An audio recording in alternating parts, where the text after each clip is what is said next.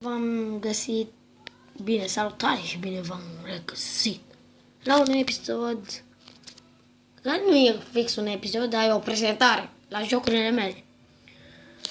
Deci vom începe, dar nu pot să intru în el, fiindcă am o tonă, în ele, pardon, că am o tonă de jocuri.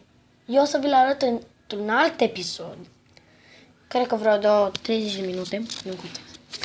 Deci un Pocket Trust, Snaptube, OLX, Skype, astea. Cele main. Dar eu vă arăt numai jocurile.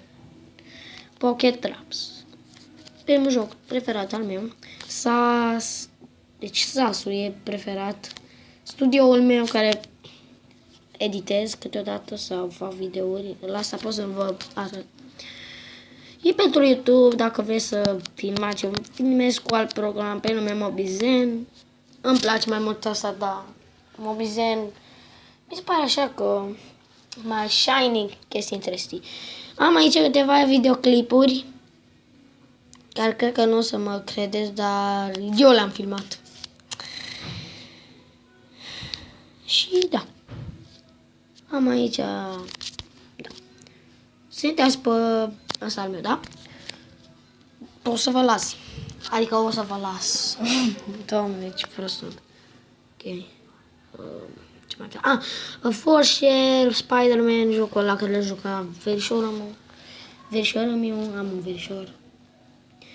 King Root, Clean Masters, Game Killer, Lucky Patcher, Hike, Climb Racing, Flash, Keyboard, Keyboard, Darkness e pentru Q3, My Talking Angela, cred, așa se zicea. No apps, with your phone, fotografii, bla bla, maps for Minecraft, cum se cupe și așa. Oho, ia o tăiați aici. Doamne.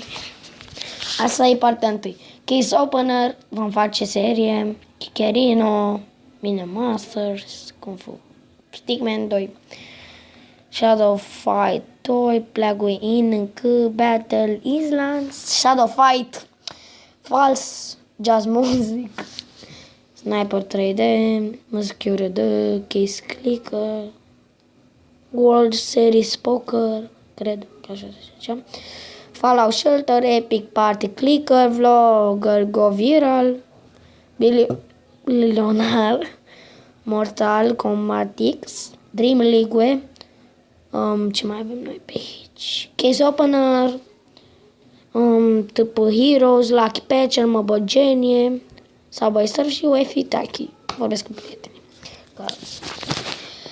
Atât suntem la acest episod. Dacă v-a plăcut, nu ezitați. Există un buton de like, apăsați-l, că mă face foarte fericit pe mine.